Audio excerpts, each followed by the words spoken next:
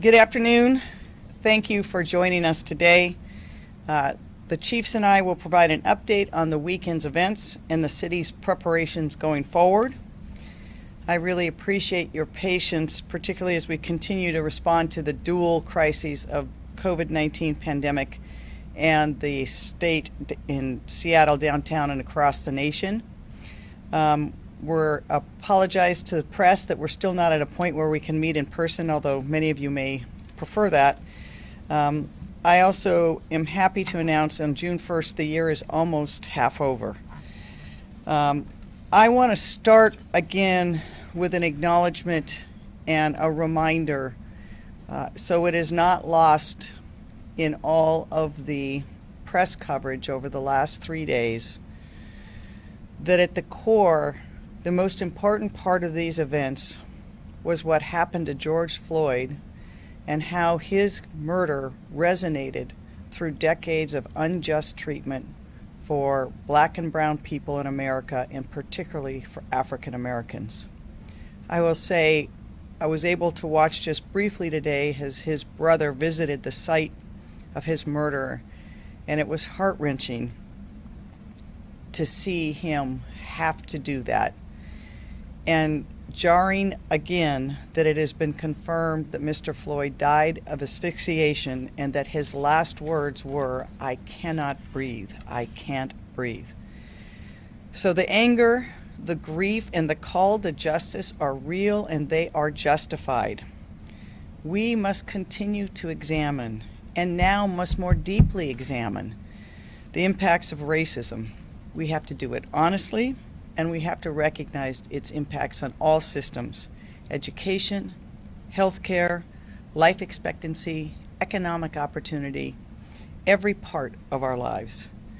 The truths about these inequities are stark, and the results have been deep, deep, systematic inequities that have pervaded our society throughout the history of our country.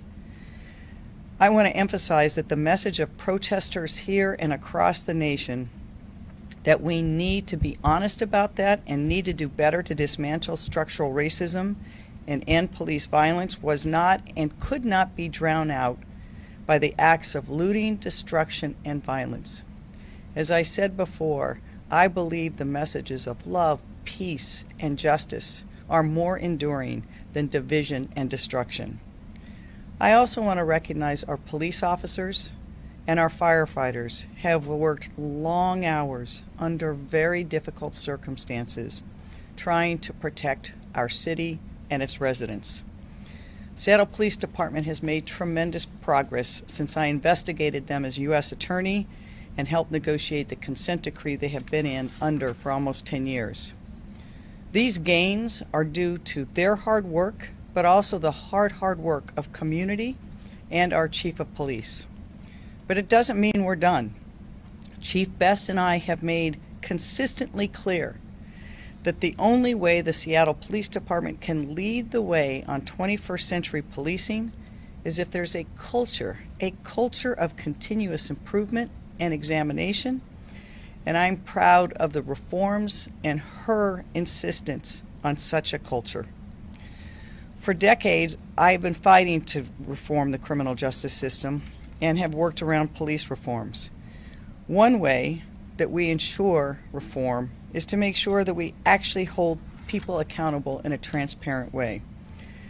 I want to emphasize, especially for those who may be feeling without hope and who are feeling a lot of anger and despair, that SPD's improvements over the last decade would not have been possible without the public, who is always pushing us to be better and demanding that we are accountable. I was on the oversight investigation that led to the creation of the Office of Professional Accountability. But that office has been improved largely due to community action and input. And it is that office that is actively investigating uses of force by the Seattle Police Department, and those reports have come from a broad range of people throughout the community. I also know that without community and its work, we wouldn't have an Office of Inspector General who was here on Saturday to see in real time what was happening.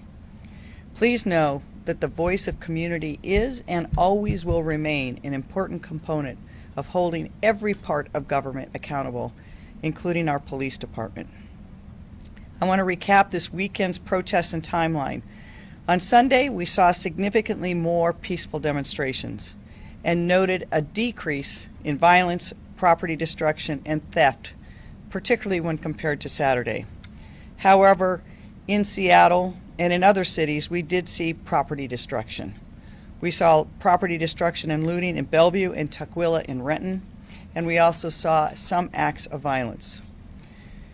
Again, I really want to emphasize the people who are protesting what happened to Mr. Floyd did so peacefully and with no intent to cause destruction, violence, and chaos.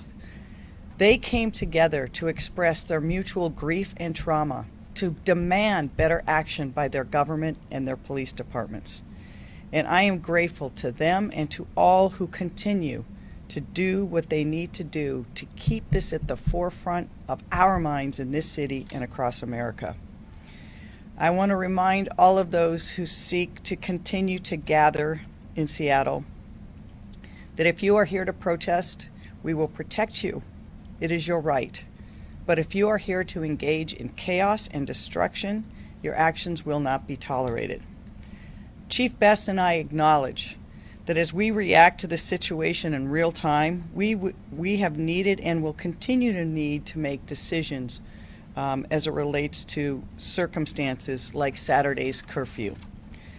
Please know that these decisions are made to protect health and safety and are caused by rapidly changing nature of events. For example, Seattle Police Department recently posted a timeline of Saturday's events in an effort to be transparent with the media and the public about how quickly things devolved. Chief Best and I were watching in real time. I was here at the EOC, the Emergency Operations Center. She was at the Seattle Police Department's Operations Center. It was really marked how quickly and dramatically events unfolded across the city at multiple locations. I really hope that everyone can visit the blotter to see the timeline of events on Saturday, but I want to recap some of them so you can capture what we were seeing and how the decisions were made. At approximately 2:45 p.m. on Saturday, a peaceful demonstration at Westlake Park continued as groups in the vicinity of Westlake, 5th and Pine began to escalate.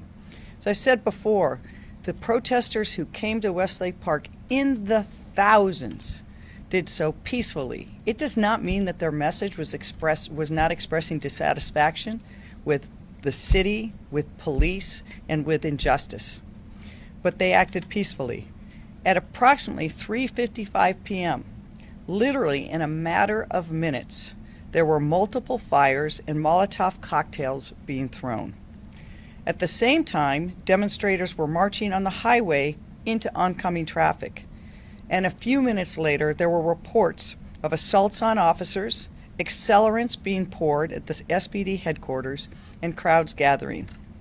All of these required not just a response from police, but a response from our firefighters so that we could try to control the circumstances that if fires were set, they would not spread or endanger human lives. Again, I hope residents and businesses visit this blotter to visit and see in real time what was happening. It was almost a tale of 2 or 3 cities. You had the thousands of people gathering at Westlake peacefully to gather and march, which they did. But within blocks, there were other people coming with backpacks that had rocks and pipes and projectiles and frozen water bottles. They started property damage, fires were set, they looted and stole business, and this was all in a very brief period of time, which required the police department to both keep peace for those who were protesting lawfully and protesting peacefully, but also try to protect people and property in downtown Seattle. By midday Sunday, there were hundreds of buildings damaged, including more than 90 businesses in Chinatown International District. I want to say that again, over 90 businesses in Chinatown International District that were damaged in the rioting. I'll let Chief Best speak to the finer details of the timeline and Chief Scoggins can address any questions related to the fires. But I can assure you that it was the rapid escalation of the demonstrations that was not something I had seen or Chief Best had seen since WTO. It was inconsistent with the hundreds of events we have in Seattle around a range of issues. And last night, we saw that we're not alone, as we saw over the weekend. Last night, we saw cities in D.C. and Boston, how events continued. And I will let Chief Best provide you with an update on that.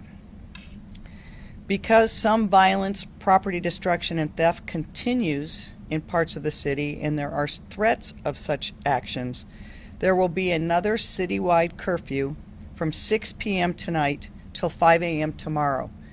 6 p.m. is 1 hour later. We've heard from some people you saw yesterday that there were protesters who protested peacefully, who did so even after the curfew, but it was the police exercised their discretion to determine that they could do so, and they could express their views, they could march, and they could do so peacefully. Chief will continue to exercise her discretion as the Chief of Police. We expect a series of demonstrations across the city today, and not just in downtown Seattle. As I said earlier, the Seattle Police Department made no arrests for the violation of curfew over the weekend. Our intent was to educate and to encourage people to voluntarily comply. We have found that many people complied with the curfew, which means that then the Seattle Police Department and the Seattle Fire Department had better access to the roads and streets so first responders could respond as necessary, including to medical events. We know that over 40 cities across this nation have implemented curfews over the weekend. It's not something any city does lightly.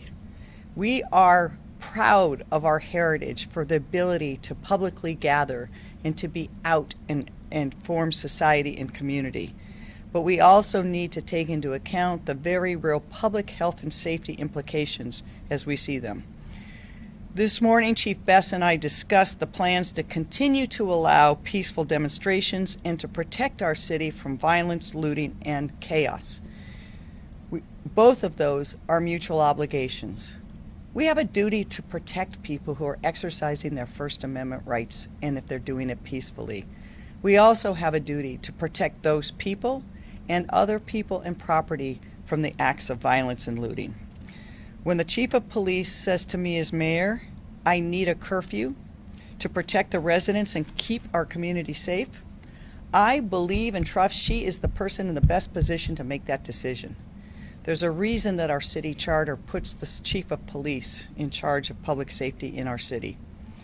I will also remind everyone that the Seattle and King County are still in phase 1 of the governor's Safe Start plan, which means that people should continue to physically distance ourselves and avoid gatherings. So please, if you are protesting, try to keep some social distance, wear your face coverings.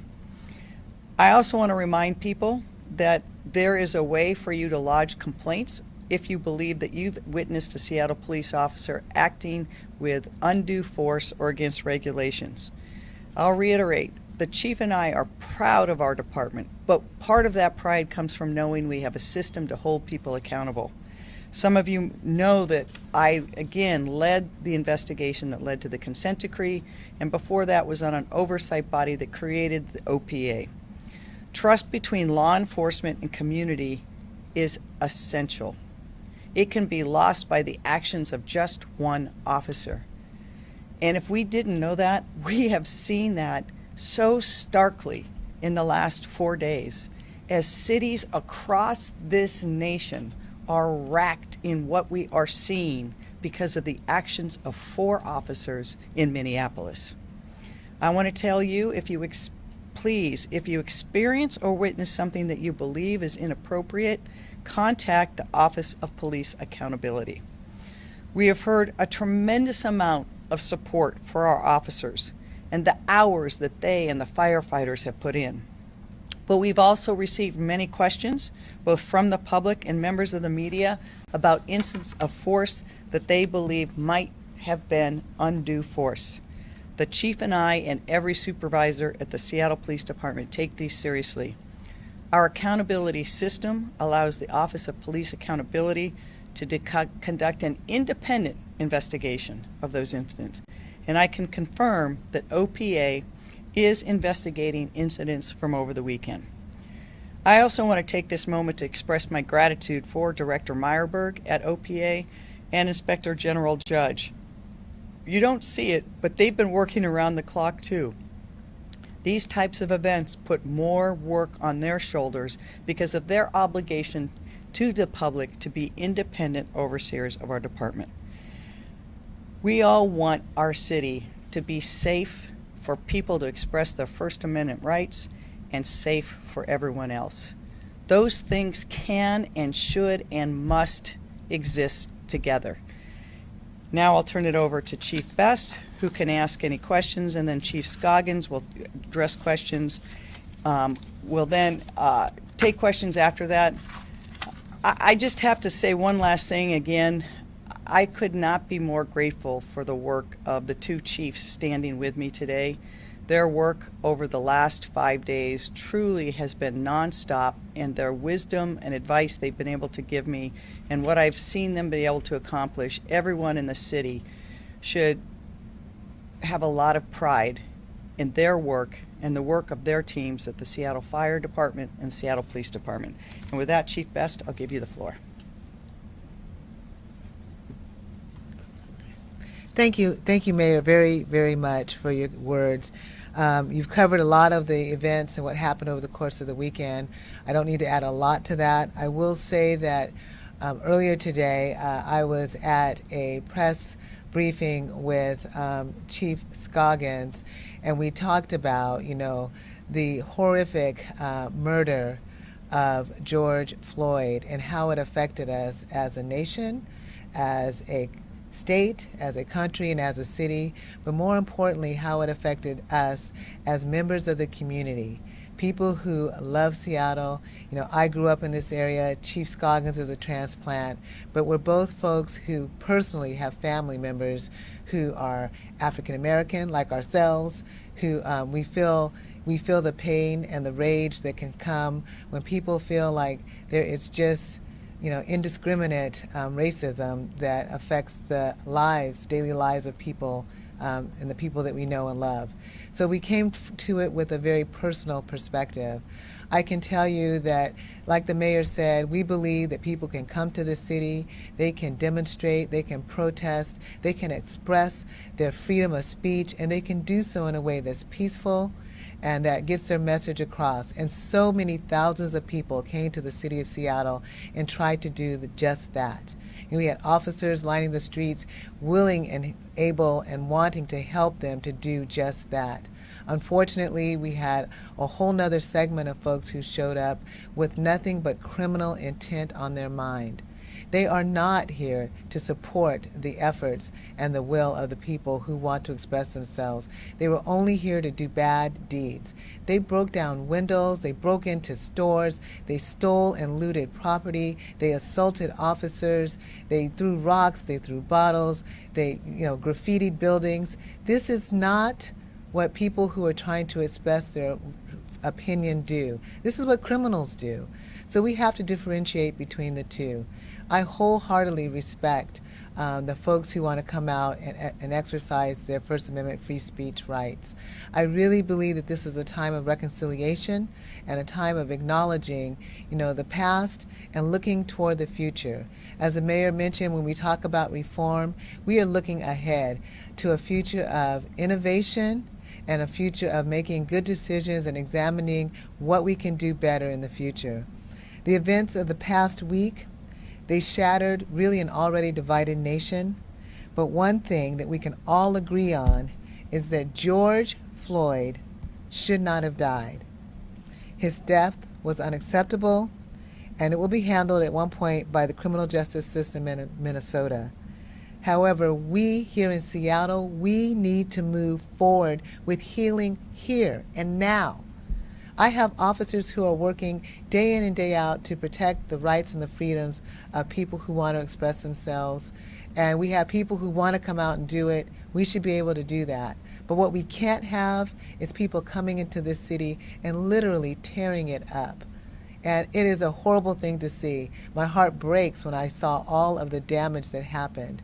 And for those who thought the officers weren't engaging, they were. We made multiple arrests, dozens of arrests of people for looting and for stealing property. But there were so many people out there with ill intent on their mind and also trying to attack the officers. The timeline will be revealed. You'll see what happened to the men and women of the department. It was just not right, and we have to do what's right here. So I implore people to have calm, to express themselves as they should in a free and democratic society without violence, without property damage. But if people come into the city to destroy the city, we have to take action. And that's one of the reasons that one of the tools that we have is the curfew. I asked the mayor to allow us to have that curfew so we could simply have the space to make sure that we could clear up any issues, that we could respond to any things that were happening in the city. They tore the city up. There was no way that we were going to be able to have people commingle and nonchalantly come into downtown while rocks and bottles were being thrown, while stores were wide open, they hadn't been covered yet.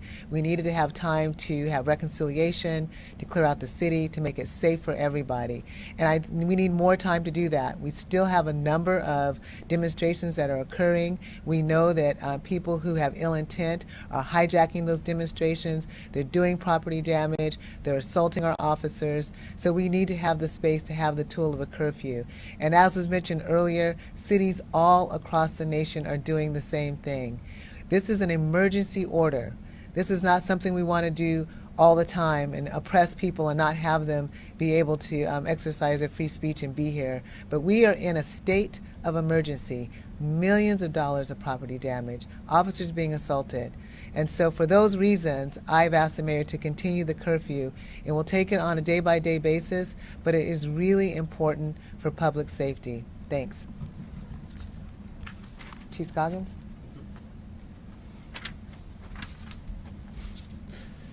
Good afternoon. My name is Harold Scoggins, Fire Chief of the Seattle Fire Department. I want to start off with a few thank yous. Thank you to the mayor for your steady leadership. It's important for us as a city and a community to have steady leadership. Thank you to Chief Best for your public safety partnership, and thank you to all of our executive peers here in the city of Seattle who have been working hard to serve community. And I also want to thank the men and women of the Seattle Fire Department, our sworn and professional staff who have been working around the clock over the last several days to continue to serve community. I just want to give you a brief update on some of the challenges that we have faced over the last few days. On Saturday, May 30th, we responded to approximately 32 calls in and around the different protests. 12 of those 32 calls were related to fire-related type responses. Many of you saw the 8 vehicle fires that we responded to. And then on Sunday, May 31st, we responded to 22 calls. And 5 of those 22 calls were fire-related responses, and luckily none of them became very large, and they were all small in the incipient phase. But one of the asks I have for those who are out there protesting and expressing your First Amendment rights is when you see our firefighters, our ambulances, our medic units, our engines, our ladder trucks, if you can move to the right so we can get through. It's important that we get to where we need to be, because if we're coming in, there's a fire or there's a medical emergency, and both of those are built on time. So I'm just asking for you to work with us as we're working with you through this pandemic and through these protests. Thank you. Thank you, Chief. I want to also, meanwhile, we are still in a pandemic, and on that front, this morning you'll see that the numbers of infections continue to rise in Seattle and King County. Today, King County will be applying for businesses in King County to be able to move some of those businesses to phase 2. And we then will get a ruling from the governor on whether that's allowed, and if so, that we will need to start implementing in the city of Seattle how those businesses are going to operate, looking to the Seattle-King County Public Health in terms of the public health guidelines that will go with that business operations. For example, employees needing to wear masks, what they do to take their temperature, a whole range of sanitations. So this will be a very busy week just on trying to start to reopen our economy and our businesses. And I'll say it was one of the things that was very sad for me on Saturday and Sunday was to talk to small business owners who had been hanging on by a thread for these last 2 months with their businesses closed, not sure how they would emerge, but getting ready to emerge, having some hope on the horizon that they could start to make money again and open their businesses, only to have their businesses damaged or vandalized by looters on Saturday or Sunday. So we in the city are working very hard to address those. We had numerous requests from the Chinatown International District, which has been one of the hardest hit part of our city since the beginning of this pandemic, to help their businesses who were hit with broken windows and graffiti and those who feared it. So till 2 o'clock in the morning, or somewhere around 1 or 2 a.m., our crews from Seattle Public Utilities and Seattle Department of Transportation were working with the community to help board up the windows in Chinatown International District. It's a sad commentary that we had to, but it gave a tremendous amount of relief to that community which has been hit so hard. Happy to take some questions on either where we are on pandemic planning and what we're seeing there, or on the events of this weekend, or where we are going forward, and the questions can be addressed to either me or either of the chiefs. Thank you, Mayor. Thank you, Chief Carmen Best and Chief Harold Scoggins. Quick reminder today that I will be muting and unmuting you as we move forward asking questions. And please, many people have been waiting patiently today to ask questions, so if you could please keep it to one question per outlet, that would be greatly appreciated. I'm only going to answer the first question. So whatever you want your question to be, you better ask it first. Thank you, Mayor. Our first question will be from Michelle Esteban from Como News, followed by Michael Crow, King 5. Michelle, the floor is yours. Thank you very much, Mayor. I appreciate your time. My question is for Chief Best, if I can direct it to her. Hi, Michelle. Hi there, Chief Best. Thank you for your time. I appreciate you and your time. I wanted to ask you about the metrics of the arrest and what percentage of those arrested might be from out of the city. I think I just heard you say that we can't have people coming into the city to cause destruction. So I'm looking for the metrics on who are these people that were arrested. Perhaps some of the intelligence that you collected will also, in terms of who they are, where Yeah, absolutely. Sure. Let me clarify. When I said coming into the city, I really meant just people coming into downtown. From some of them were from the city, but we are looking at all of the residences and locations. We're trying to verify the names to make sure that we can match the names with where people actually reside. It may come as a surprise to you, but some people actually don't tell us the truth about who they are and where they live. So we have to do a little bit of verification before we put that information out. I anticipate having it ready to go sometime this afternoon, and we're working on it right now. So I can't give you anything more than that because I just want to make sure that we get it right. You know, accuracy is so important. Thank you, Chief. Our next question will be from Michael Crow, King 5, followed by Richard Reed, LA Times. Michael, the floor is yours. There, and thanks for taking my question here. Just a question for the mayor. With King County trying to get, of course, to the modified phase 1 of reopening, is there any concern right now that these large gatherings of hundreds and thousands of people over the weekend might have some impact on the coronavirus cases that could impact the timeline? Yes, there is a concern of that. I've not yet had a chance to talk to King County public health officers about that. But throughout this, the reason we had a limitation on gatherings is because of the way this virus is communicated. People did what they had to over the last almost 3 months now, and it's been with devastating economic impacts and social impacts. But as a result of that, about 95% of the people of King County and probably Seattle have not been exposed to the virus. When people come together, that gives the virus the opportunity to spread. And not only are those people might get sick, but they can bring it home to their families and their other loved ones.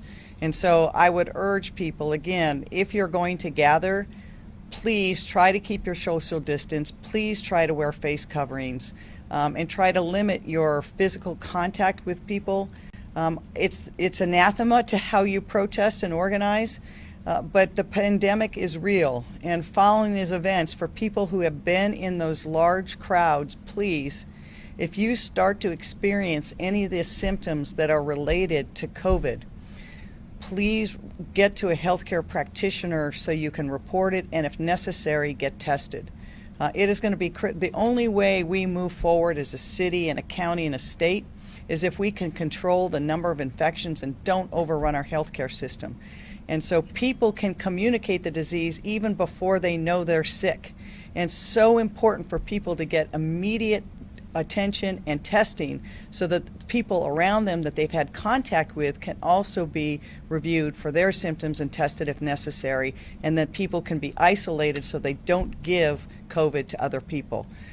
So yes, we have that concern. You see these events where people coming close together like that, and we have seen over the last 3 months that events like that, and I'm not saying protests, but events where people come together in those types of crowds become what they're known now as super spreading events.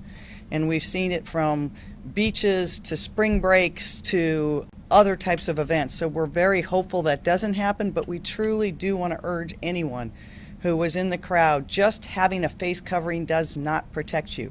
If you start to develop symptoms, please have them checked. Thank you, Mayor. Our next question will be from Richard Reed, LA Times, followed by Simone Del Rosario, Q13 News. Richard, the floor is yours.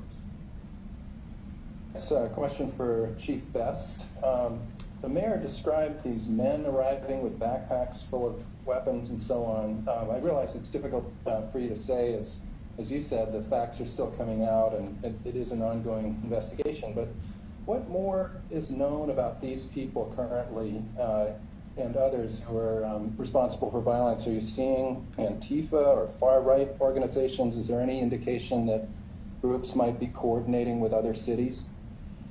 Well, it's a little early to say that definitively, but based on my experience and what I know of how some of these groups act, it certainly would be likely to be the fact. So you're right. I don't want to preempt an investigation and all the information that will be coming out later, but certainly the acts and the things that we saw occurring are consistent with the method of operation of those group members. Thank you, Chief. Okay. Next question will be from Simone Del Rosario, Q13 News, followed by Carolyn Vick, South Seattle Emerald. Simone, the floor is yours. Thank you for taking my question. This would be for Chief Best. With one question, I'll keep it really straightforward. As you evaluate Saturday's events, the timeline from what your officers were facing, in addition to the actions your officers took, what letter grade would you give your department at this time for Saturday's actions? Well, you know what? I can tell you this, because letter grades don't matter. What really matters is what did the men and women out there do, and I think they did a tremendous job under extremely difficult circumstances.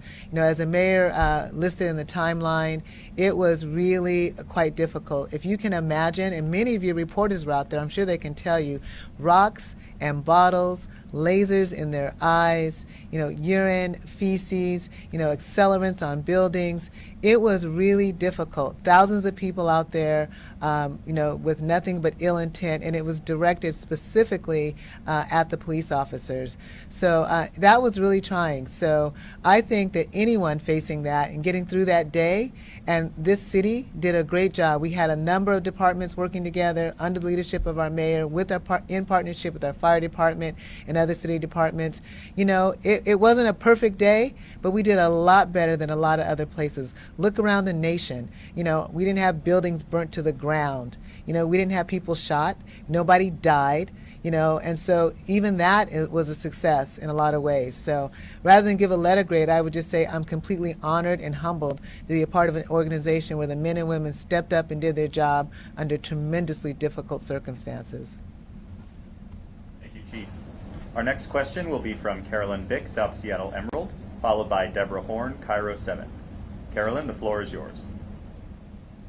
Hi, this question is for Mayor Durkan. So, Mayor, I'm aware you already addressed the issue of covered badge numbers yesterday, but this is still relevant given some pictures from yesterday the Emerald received this morning. I wanted to ask, if officers are still allowed to cover their badge numbers, will they be required to wear the special mourning badges that are engraved with their badge numbers as authorized by the Seattle Police Foundation? And if not, will they be required to take off their helmets and sunglasses so that people can identify who they are, since there are videos of them not responding to protesters when asked for their names? And if neither of those apply, how will people be able to lodge complaints against officers they feel that have acted inappropriately with the OPA? Caroline, thank you for that question, and thank you for giving me the opportunity to clarify once again. Seattle Police Department regulations require every police officer to display a badge that has their name on it. And every one of the photos that I've seen where people are complaining about an officer wearing a mourning badge, on the other side of their chest is their name. We know who our officers are. We know where they are deployed. I don't believe there's ever been a circumstance where someone has made a complaint against an officer where we've not been able to identify who the officer was. With regards to the mourning badges, again, this is a long tradition where officers wear a badge with a black stripe that they put on there because it's a tradition for when an officer is killed in the line of duty from either their department or an adjoining police department. And they wear that until they're able to have the service for that person. In this circumstance, there's 2 officers from other law enforcement entities who were killed in the line of duty, who Chief Best talked about yesterday, and they've not yet had the ability to bury them because of COVID. There was no attempt by anyone to cover badge numbers. We will look at the policy to see if even on mourning badges there can be a way for a badge number to be displayed. But again, I think the really important thing for you to communicate to readers is the badge number is a fallback and in some ways an unnecessary redundancy. It is their name that is important, who they are and how they police. But we'll of course look at that to see if there's ways that we can give the public more confidence and give police officers the opportunity to show their mourning for other officers. Thank you, Mayor. Our next question will be from Deborah Horn, Cairo 7, followed by Daniel Beekman, Seattle Times. Deborah, the floor is yours. Thank you, Mayor and Police Chief Best. I want to ask another question about the curfew. And you have the curfew, it's going to last until 6 o'clock. It's hard to ask just one question, but I will do my best. It's going to last until 6 o'clock. Yesterday, people were still in the park until 11 o'clock at night. Lasting till 6, or is that just a general time of when you want most people to leave and you'll take care of the others? And will people see anything different in terms of policing and making sure that property is not vandalized like it was over the weekend? So I will let the chief talk to most of that, but I think one thing, Deborah, that's really important that you pointed out is the curfew is a tool that the police can use like any other law to help control and maintain public safety. But like with everything, they must use their discretion and in this case balance it against the lawful right of people to gather and express their First Amendment rights. I think you saw yesterday the police department is using their discretion to allow those peaceful gatherings, even though there was a curfew in place. But had there been if there had been illegal activity, it would have given them another tool. I also just want to clarify, I'll let the chief talk, but it starts at 6 p.m. and goes until tomorrow. It isn't until 6 p.m. So it starts at 6 p.m. tonight. Chief, do you want to address the curfew too? Sure. Hi, Deborah. As you know, we're really concerned with public safety. We have to make decisions in the field. The curfew, the same curfew that many other cities across the country and even locally are looking at implementing, it's simply because we can make sure that we can, the law-abiding folks are not there, and the folks who are there to do ill will, that we can better identify who they are and better operate. Last night, as you know, a lot of people showed up at downtown. They moved around the city. They moved up into Capitol Hill and they came back and they ended up at Westlake Mall. There was about upwards of 800 folks there. We wanted to use good judgment. I trust my commanders. We talked to some of the organizers and folks to try to get them to move along after they had some of their speeches. It was in the best interest of public safety not to have physical confrontations with all the folks. We gave them as much opportunity as we could, and then we had to move them out. And by and large, most folks left relatively peacefully. And at the end of the day, while we're going to make sure that we follow and try to operationalize that curfew, Ultimately, what we want is we don't want our downtown to be destroyed by people who come in to do ill work. And we'll always work on the side of judgment, of making sure that we're doing the right thing. In terms of the vandalism and the looting that was occurring, as I said earlier, we made dozens of arrests of looters, dozens. We had our officers all over the city making sure that we could try to minimize the damage. And while there was a lot of damage, and it was heartbreaking to see, absolutely heartbreaking, it would have been way worse without the cops being out there. So those who want to criticize, I say, we had as many people out there working as hard as we could to protect life first and property as a secondary target there. And we did a lot of work in that area. So, and if we hadn't been there, what we saw would have been way worse than what we did have at the end of the day. So I feel like the officers are doing the best they can to make sure that we identify and arrest people who are looting. But that's part of the reason that we implemented the curfew, so we could better have control of the situation when it occurs in the city. Thank you, Chief. Our next question will be from Daniel Beekman, Seattle Times, followed by Kate Walters, KUOW. Dan, the floor is yours. Thanks a lot. And this is a question for either the mayor or Chief Best. Some city council members this morning, including the public safety chair, Lisa Herbold, brought up a question, concerns about police officers, I think on Saturday in particular, firing tear gas and or flashbangs into crowds without prior warning or audible warning, and suggesting that that was in violation of city law. Can you speak to whether whether that occurred or not, and how it relates to the law? Thanks. So this is the first that Councilmember Herbold has raised that. I don't believe I know she hasn't called me. I don't believe she's called the chief. She hasn't. Obviously, she has a concern about that. We will look at all facts and whether the deployment of less than lethal force was in accordance with Seattle Police Department regulations. So we'll look at that. I don't know the facts of the case that she's indicating and what she might have personal information about or what she's heard from other people. But we'll reach out to the council member to see what it is she's concerned about. Thank you, Mayor. The next question will be from Kate Walters, KUOW, followed by Erica Barnett, C is for Crank. Kate, the floor is yours.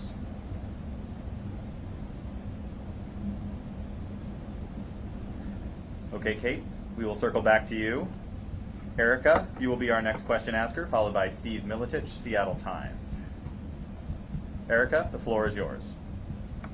Hi, I have another question about the curfews. You said this weekend, and it has been reiterated in this press conference, that a curfew takes lawful people off the street. Obviously, there were peaceful protesters who were out after the curfew this weekend, or on Sunday in particular. Do you stand by that statement that it takes lawful people off the street so that the unlawful people can be identified? And do you think the curfews are working as planned? It was one tool, and I think that we showed that it did work. And I think we also showed that the police used their discretion appropriately to determine whether to balance the First Amendment rights to gather peacefully against a lawful order under a curfew. And they made the decision that those people who were gathering peacefully could continue to do so. So I think that the curfew is one tool. The chief believes it's a tool that she needs to maintain public safety. She is charged with maintaining public safety under our city charter. And I have every confidence that her decisions and her judgment has been correct. And I think that the difference between what happened Saturday night and Sunday shows that we did use some effective tactics to get a different result. Thank you, Mayor. And our final question today will come from Steve Militich, Seattle Times. Yeah, Seattle Times is doubling up on us. Hi, Steve. Steve, the floor is yours. Can you hear me? Yep, go ahead, Steve. Oh, you cut out. Mayor, in interest of... Can you hear me now? There we go. This must be like a Zoom call. Can you hear me now? We got you.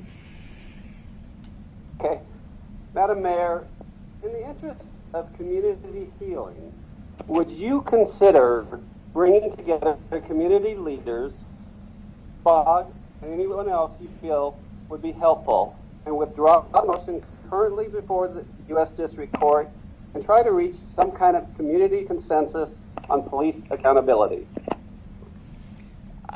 I would always be open to that. I mean, I think that one positive thing that people may have not noticed in the chaos of the last 4 days was the public statement that the president of the Seattle Police Officers Guild gave about the death of Mr. Floyd, which acknowledged that the death was wrongful, that the police acted wrongful, and recognized that those acts and acts of police officers can always undermine the trust.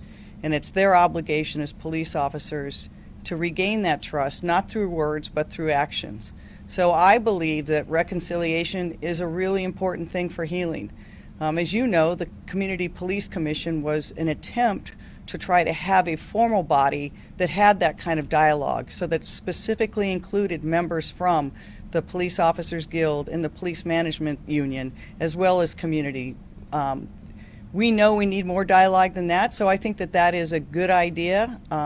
Obviously, the community members would have to know that they would feel that it was important and effective for them, as would the Police Officers Guild. But I always think that dialogue is better, speaking is better. People can disagree, but you will never get healing, as you say, unless there is a concerted effort to acknowledge both conduct that has caused harm and the need and ability to move forward. So I think it's a good idea. Thank you, Mayor. That concludes today's Q&A portion of the press conference. Thank you, everyone, for tuning in. We will try to give these briefings regular until they're not needed. If there's updates that need to be given, we will. Please look at the Seattle Police Department's blog. It does give you a very specific timeline showing, for example, that in a just short period of time, we had vehicle fires, we had Molotov cocktails being thrown at officers, we had accelerant being poured at HQ that required a fire response. We had thousands of people pouring onto the freeway. All of this while thousands of people were gathering peacefully to protest what is a huge injustice and a reflection of a greater injustice in our nation's history. We will continue to do everything we can to allow people to protest peacefully, regardless of the content of their protests. But what we cannot tolerate is people acting criminally, looting buildings, stealing property, causing damage, starting fires, and assaulting police. We believe we can come together and express our differences and express our First Amendment rights in a way that does honors the death of Mr. Floyd. And I don't want to use my words, I want to use the words of his brother, who said the incidents of violence did nothing to honor his brother. Thank you very much.